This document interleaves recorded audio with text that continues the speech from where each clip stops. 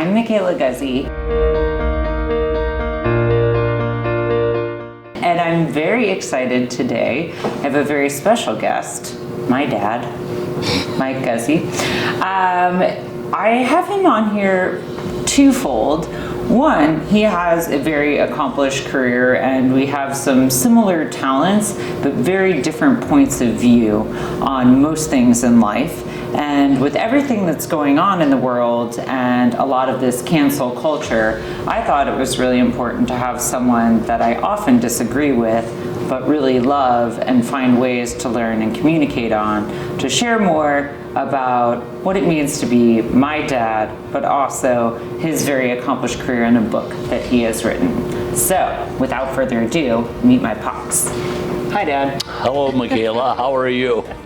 I was debating if this episode should be called Dad and Daughter, Mick and Mike. Mick and Mike's kind of a natural. All right, so let's talk about things you hate, like my travels.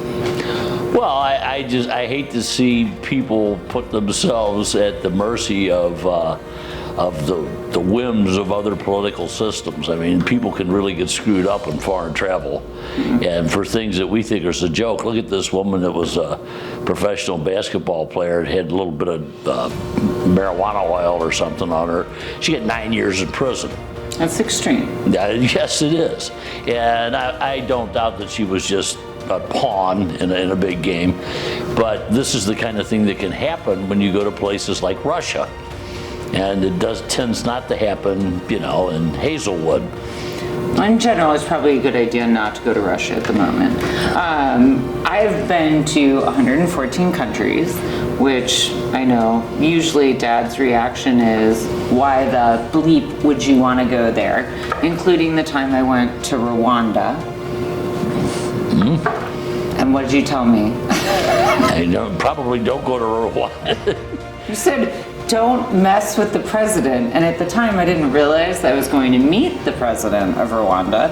But as circumstances would have it, I was invited to go to Kitazina, which is a baby gorilla naming ceremony. And I happened to be sitting next to Sean Penn in the VIP tent, who was supposed to be naming a baby gorilla. Another story for another day. And the president comes over afterwards to greet all the VIPs. And so when I had the chance, I was like, oh my God. So I ran up to the president and I was like, sir, I need to get a photo with you for my father. He thinks I'm a spy. And he was like, and you could see secret security everywhere, like, oh no, what's going on here? And so we take a photo together and he's kind of nervously shaking my hand and I was like, yeah, my dad told me not to mess around with you. He was like, really? And I was like, yeah, he said he has a lot of respect for you. You jumped out of a plane, took out some people, and took back your country. He has a lot of respect for what you've done. He was like, interesting. And a few years later, I saw the president again in New York, and he remembered exactly who I was. And he said, how'd your dad like that photo? Well, tell him I said hello the next time you run into him. All right. Hey, President Paul Kagame. All right, so let's talk a little bit about why your perspective might be a little bit more dark and gloomy than my bright-eyed and bushy-tailed save the world mentality. What did you do for your very accomplished career? I was going to say, you must be talking about my police experiences. Correct. Well, I retired as a detective sergeant from the St. Louis City Police Department. Served in several different capacities there, including homicide, rather famously, I suppose. Full of laughs. Yes. And then I spent 17 years as the chief deputy for the St. Louis City Sheriff's Department. So I've got, if you add it all together and throw in the 5 years I spent working as a contract employee at the U.S. Attorney's Office in St. Louis, I've got about 43 years of inner city police work experience in St. Louis, Missouri, which if you're keeping up with playing along at home by reading the newspaper, you might notice is somewhat well known for its crime situation. Yes, unfortunately it tends to be up there. Yes. But here at least, I know the political structure, I understand the legal system, I know people who practice law. If you got in a jam or something, we could at least get you legal representation and the presumption of innocence that you're due under the Constitution. Once you hit the water's edge at the seashore, the Constitution is null and void. It's a memory. And you're at the mercy of whoever the hell happens to have a beef with you over there. And I find that, Western Europe, not so much. Other places, maybe a lot more. So far, touch wood, I'm 114 in and haven't gotten in too much legal trouble abroad. Hey, look, most of these places, as you know, they want tourism. It's a source of cash, 1 in 10 jobs on the planet. There you go. It's been a rough few years, I'll say that. But you just don't have the protections that I feel that you would have in the United States. Fair. So that's my complaint. You told me when you were a little girl you were going to move to New York and see the world. And I told you to study hard and you can do it. So here we are. You had no idea how seriously I would take you. I thought you'd outgrow this nonsense. Nope. Okay, I want to jump into more of like your work and your background. And so one thing that I'm not a big fan of are guns. And even though I think we sit on different sides of the coin on this particular topic, I have a lot of respect given what you did with your life and your career and saving people that you didn't know and try to protect them as a police officer. So can you talk a little bit about, from your experience, your point of view on guns? Okay. Well, I think that sometimes, especially given the modern political breakdown here, people anticipate that if you're in law enforcement, you're all for guns. And everybody should have a gun, and 1 or 2 at least. And I don't believe that at all, okay? However, I do believe that it's very reasonable for any society to allow competent individuals to protect themselves. And we can see, especially with some of the messes that have occurred in our major cities in recent years, you just can't always rely on the local authorities to provide you, as the NRA likes to say, when seconds count, the police are there in minutes. And that's very true. However, I don't find it at all unreasonable to have to demonstrate a proficiency with the firearm you're walking around with, because these things are very dangerous. Now, in places where there are training requirements for a license to carry a gun, and where people have to demonstrate just basic proficiency with it, sort of like a driver's test before you're cut loose on the streets to drive your car. I have no problem with that whatsoever, and there's a very low incidence of negative outcomes from licensed concealed carry people. I really kind of anticipated when they started it would be much higher, but it's not. Turns out most of the people that are responsible enough and, excuse me, and can pass the background check and so forth are fine. And I'm all for it. I'm Yahoo, I'm for them. And I don't think that I deserve any special privilege that they shouldn't have. I carry a gun still when I feel the need to, not every day. I'm retired now. But I go once a year to shoot and qualify with the police department. And they give you a license that's good for a year. And, I think it's a reasonable thing. Now, you also wrote an article on the Columbine shootings, which was, at least in my memory, one of the first of its kind, or that was so widely publicized, about a student shooting in a school, and unfortunately that's become a bad trend. And you ended up being asked to go on the Today Show to talk about that. Can you speak a little to the article in the Today Show and gun control in general? Well, what I said on that, and I'm a very practical person when it comes to these issues, and what I thought was a bunch of people who are criminologists or sociologists or whatever, and are trying to advance their careers, are going to come up with a bunch of problems like youth enemy and whatnot, and alienated youth, and too many video games or whatever. And I just suggested metal detectors. If nobody can bring a gun in, I'm pretty sure nobody's going to get shot while they're in there. And then at that time, in the wake of the Columbine shooting, there was a great deal of interest, obviously, and a great deal of commentary going on. And I guess I was the only guy that the Today Show found on the wire that was just dealing with the nuts and bolts of the problem. And to this day, the problem's the same thing. You've got a nut and a gun. And when you put them together, you got a problem. So whatever you do, you got to keep those two apart. Fair. And I think it's very reasonable to see that people who have criminal records of violent behavior, erratic behavior, people who think they're Napoleon, should not probably be given loaded guns and cut loose.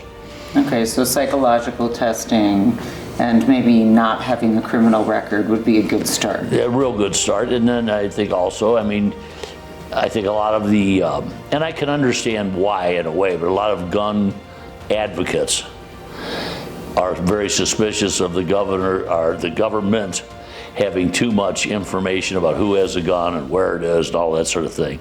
But the way I look at it, we got cars all over the place. Most of us bother to buy license plates and register the car. Most of us get a driver's license. And you know what? If you have your cell phone, everybody knows where you are anyway. I was going to say, yes, if you got a cell phone, unless you're the Unabomber, and we know where he is, right. So it's, you're pretty well being tracked, or could be. But I've never had the governor say anything about me driving my car anywhere. And yet it's registered, and I'm registered, and they know where I live, and all that sort of thing. So based on all of that, I would say I see no problem with a similar program for firearms. So this conversation brings me to one of my dad's infamous dadisms, which is, well, Mick, you can't rationalize with irrational people, and the second you accept that, your life's going to get a lot easier. Want to comment on that? What part of that don't you get? No, fair. Another favorite one of Dad's of mine is if you take care of your gear will take care of you. Yes. Very good idea to change the oil in your car, clean and lubricate your firearm occasionally. When your gear's in good shape, it's there to serve you. All right, fair enough. I think this came into question once when my bicycle was left out in the rain or something. Well, that's not really taking care of your gear, is it? Now, all right, I want to talk about, you did write a book, and your book is based on a true story that you helped solve for here in St. Louis. Yes. So you want to take us through the windy path of that case? Well, back in the early 90s, there was, for all the world to see, supposedly a serial killer in St. Louis who was abducting little girls and abusing them and killing them.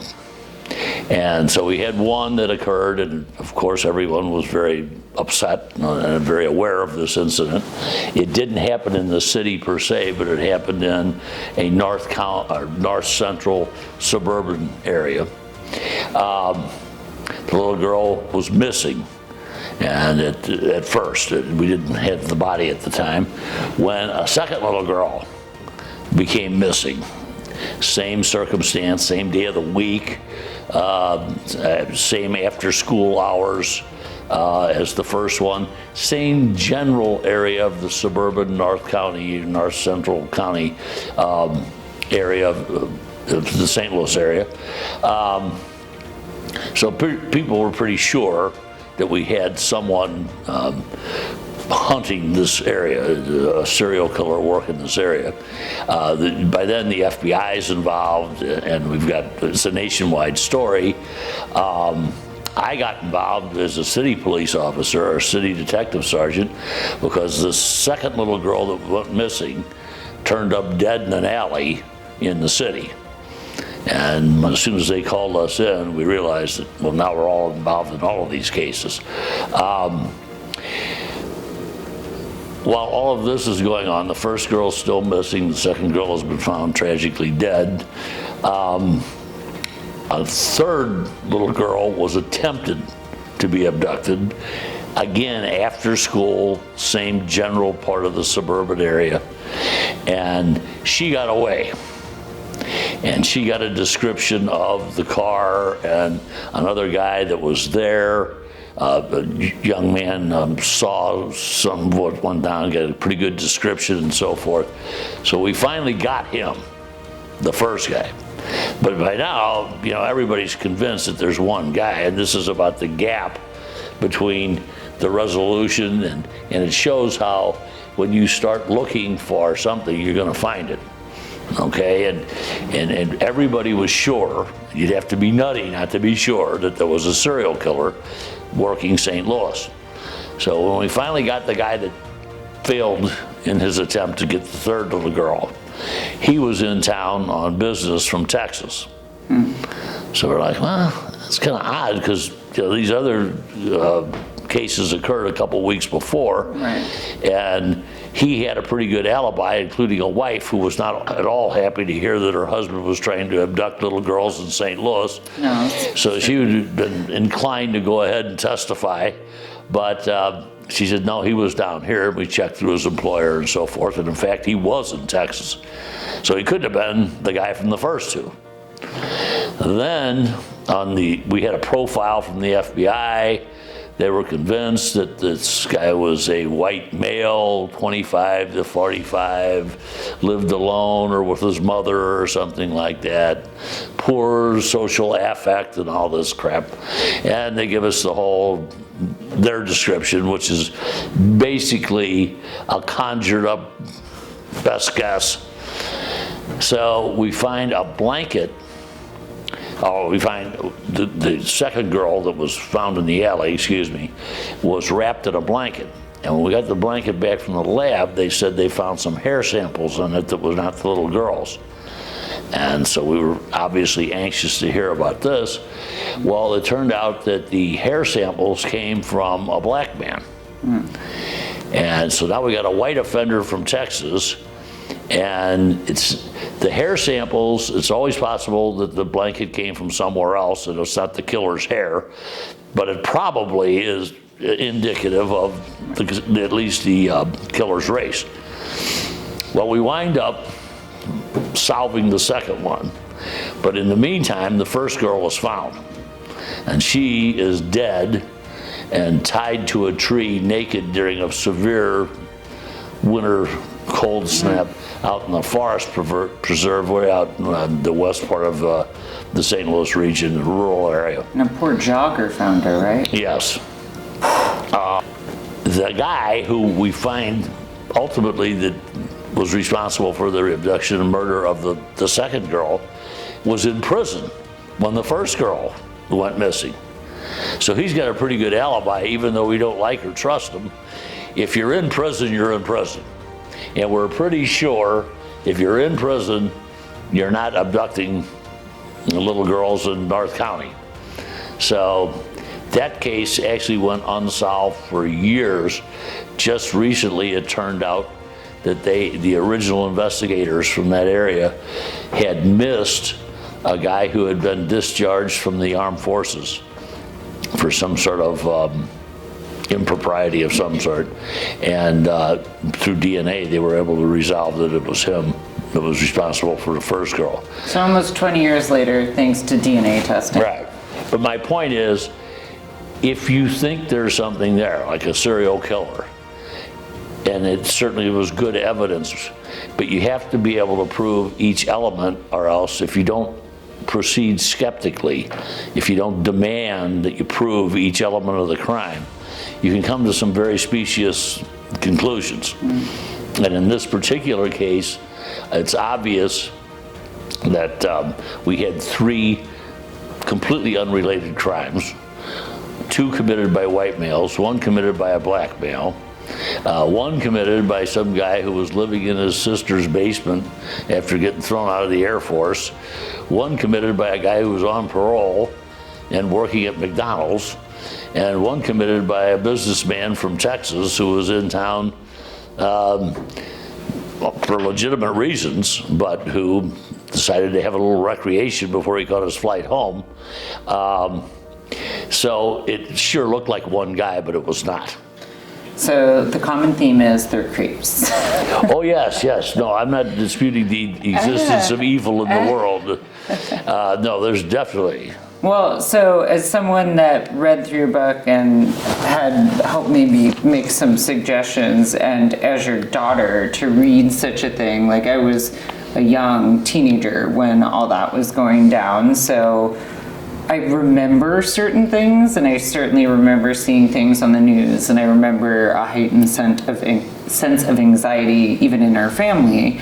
But there was one particular scene in there that it just like made my heart melt a little for all the people of service out there, for cops and firefighters, people who like put themselves in the line of fire every day for people that they don't know. And that particular scene was while you were on the mad hunt for the supposed serial killer, you get to a house and it's a scene of a crime, and they find the dad dead, the mom's dead, the baby's dead, and the dog's dead, and you and your partner walk in there and you're like, oh, postpartum, bam, bam, bam. And I was like, oh my God, she like shot her whole family, the dog and then her son. Well, now that, and I should... But that was just like a day in the life of. Well, that was a completely unrelated incident actually to this. Right, but that's the whole point to me is you're in such anxiety reading your book, and like you think that this is going to be connected, and then you get there and it has nothing to do with it, and you all just have to walk away. And that was just a day in the life of what you and other folks in homicide have to deal with. And I was like, oh my God, like how do you go to bed at night? Yeah, I was going to say the book, just so that your audience would understand, it was not intended to be a history of this particular investigation, though it was built around that as its structure. It was meant to be a portrait of what it's like to go through this and to be a cop on these kind of cases. And like in my case, spearheading or assisting in the, I wasn't the only supervisor by any stretch, but one of them, a hunt for a guy that's hunting little girls. Well, I got 4 young little girls of my own at home.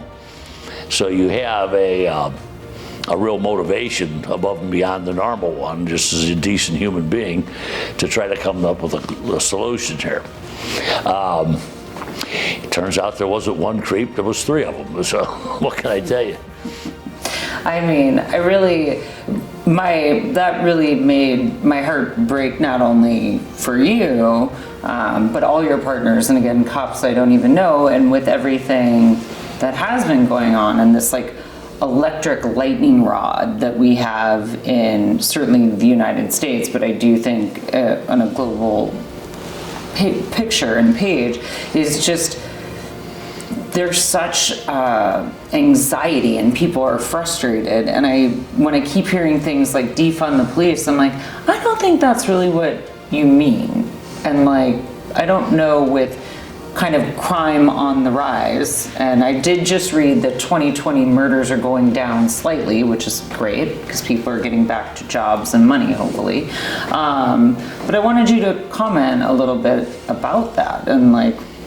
Well, I mean, I think people do things for different reasons. There's different motivations that prompt people to do different things. I think some of the people that want to defund the police are leftist extremists who really just would like to destroy American society, tear it down, no really, and rebuild on their own.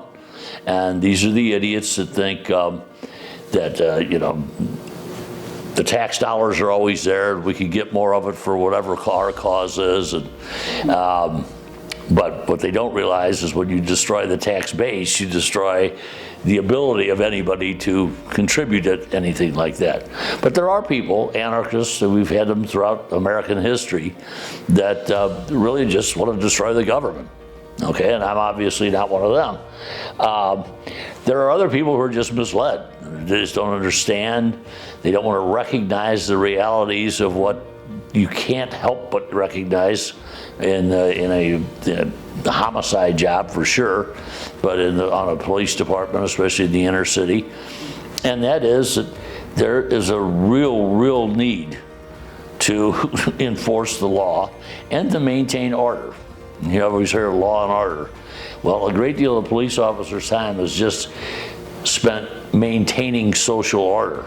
You know, keeping everybody driving down the right side of the street, unless you're in England. But yeah, I mean, there's that.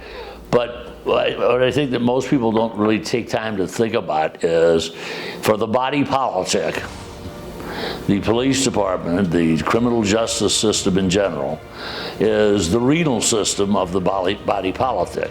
They're the kidneys. The kidneys in the human body take the impurities out of the circulation, and the criminal justice system in the body politic take the impurities out of the circulation. Now, just like in a human being, you can live with only one kidney, or you can live without 100% of your kidney function. You may not feel as good, but you can do it.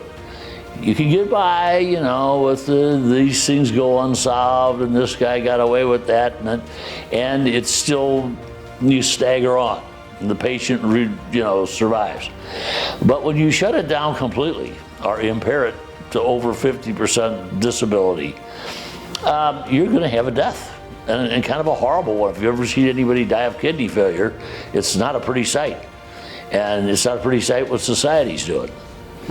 And what really annoys me, and as you know, I have taught school for years, so I'm not an anti-education person, but what really annoys me is a lot of experts, quote unquote, from the world of academia don't want to admit the obvious, because there's no way to make it seem so esoteric that everybody wouldn't just understand it without having a bunch of advanced degrees and a pension plan.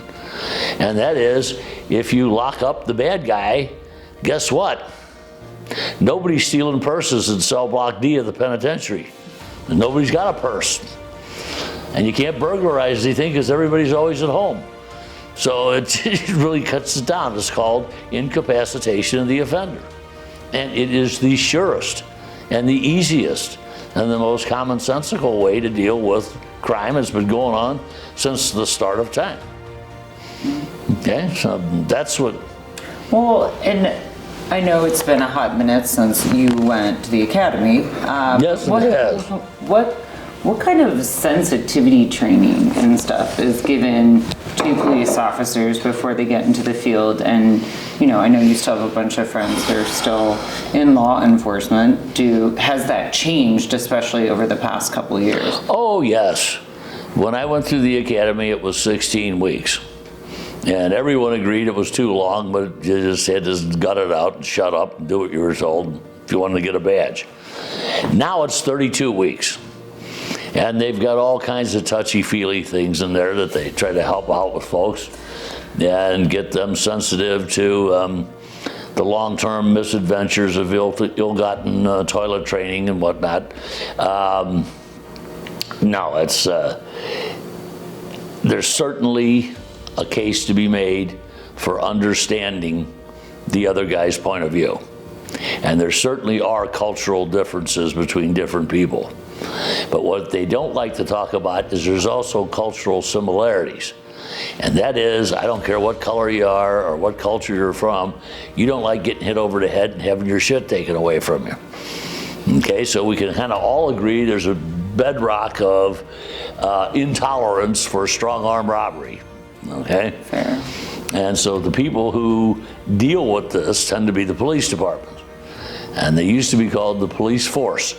Not the police debating society or the police understanding society or the holding your hand society, the police force. As a good friend of mine, a very good friend of mine once put it, or told some individual that we had in custody, we don't say we're sorry and we don't give rides. Well, that's a little hardcore, but it kind of sums it up. Yes, yes. Well, now, there was a very famous case, and famous in a very sad way. That was a case that was exploited by individuals with an agenda. When they took a dispassionate view, and when I say dispassionate, I mean, Barack Obama sent the African American Attorney General of the United States here to get to the bottom of this, and he came away and said, well, we really can't find any criminal violation on the cops' part. Now, that's not me saying it, some white guy with sympathy for police. This is a holder that, you know, Barack Obama's wingman, as he self-described himself. They couldn't find anything wrong with what this guy did. But see, it played into certain political advantages for certain groups to claim police are going around randomly shooting unarmed black people, perhaps for sport. And that is just not true. One of the most heartbreaking things that I remember seeing from that was there was a female black business owner. She had just like saved all her money. She was a single mom. She opened this bakery, and it ended up getting like looted and burnt to the ground. But what was so beautiful was the local news started covering her story and had her on. And she was only trying to raise like $30,000 to rebuild her shop.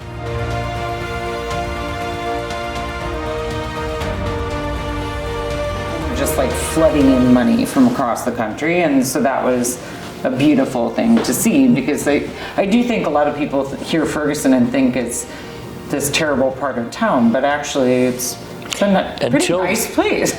Well, until that incident occurred, Ferguson was considered like a model of integrated living, and they had a lot of like coffee shops and bars and whatnot, mixed black, white, you know, and mutual respect and understanding. All of this went downhill because of this guy who was on tape robbing a local merchant the day before this happened. I mean, give me a break. All right, I think actually I believe it was earlier in the same day. Well, another thing that I often encounter is, and it happened the first time when I first moved to New York, and I was in a meeting and in advertising, and this rep from a very fancy magazine comes and sits down, and I was working on the Revlon makeup account at the time, and she started talking to me about middle America. In middle America, blah, blah, blah. And this is how people from middle America are.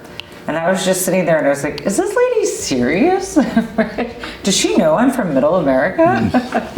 Does she know how many people are from middle America? Right. You think they're all exactly the same?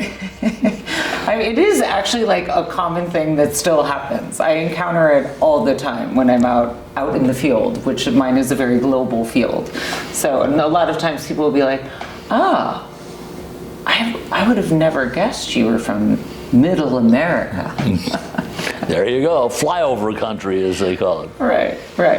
Well, another thing that I have to say, even though you don't really like traveling, and for my little sister's wedding, he had to go buy a suitcase because he likes to use a laundry basket to travel. Another strange thing that we don't have in common. But one thing that is so interesting that I respect is that despite your not wanting to travel, you do know who is in charge of said government and what happened, and after World War II, this, that, and the other. Like, you know all the facts and the politics, and so therefore, since you are well-read, unlike sometimes I encounter people who don't really have information or real information, and they just believe something but have nothing to stand behind it.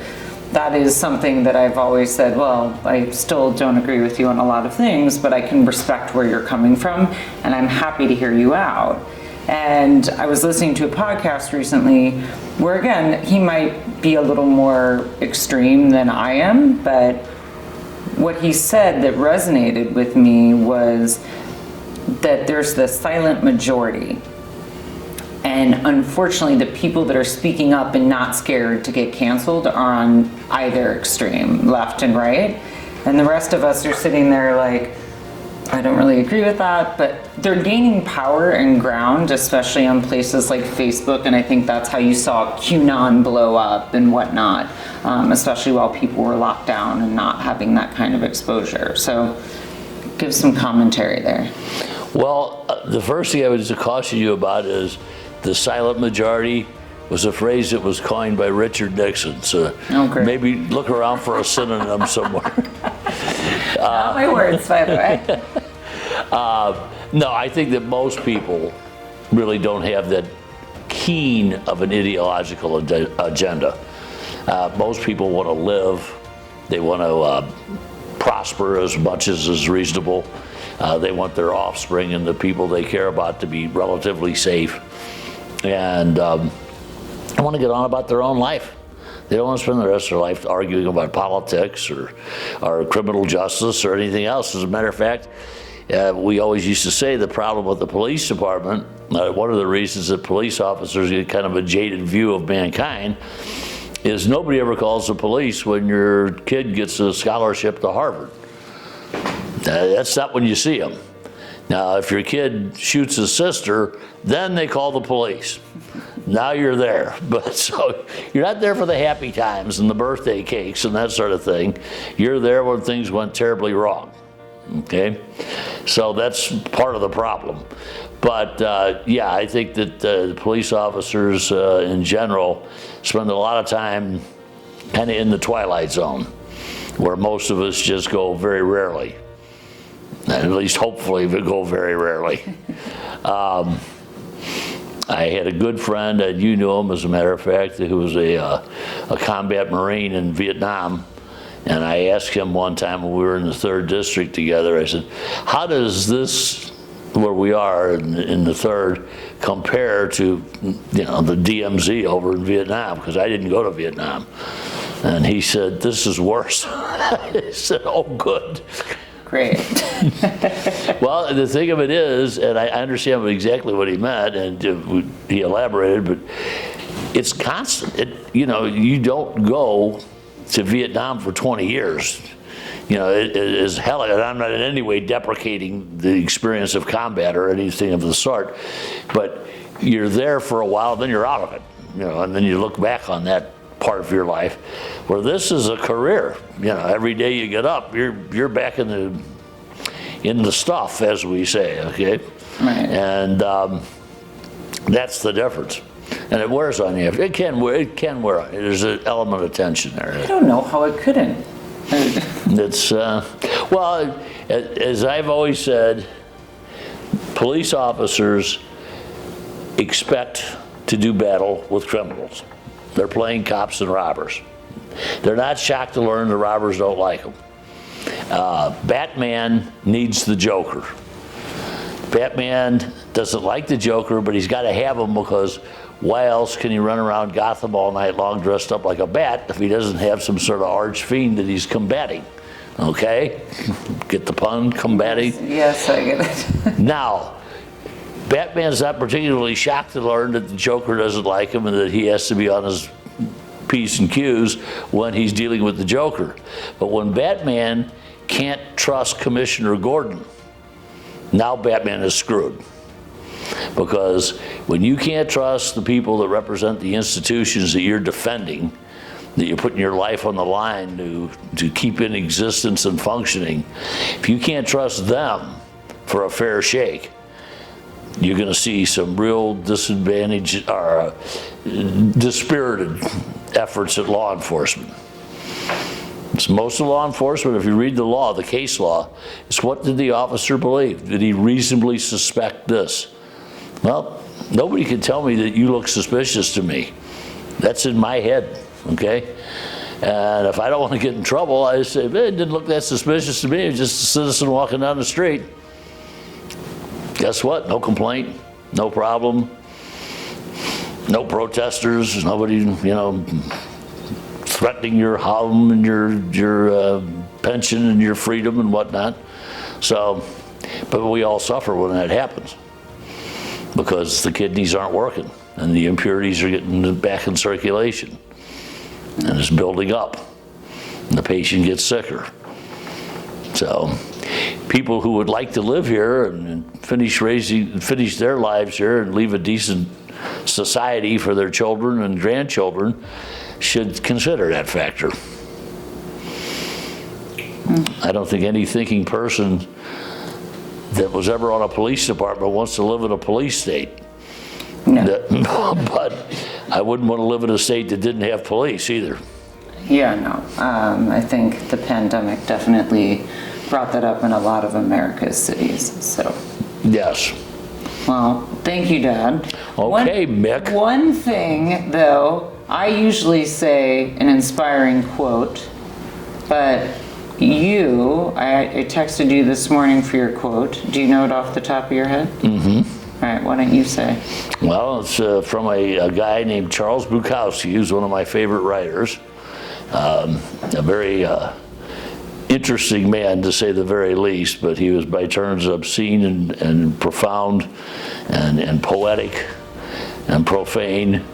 But as he said, you begin saving the world one man at a time. All else is grandiose romanticism or politics. That was Charles Bukowski who said that. And I always took that view of police work and efforts to save the inner city, if you will. You do it case by case. And if you do a lot of cases and do a lot of cases right, you left the world a little bit better than you found it.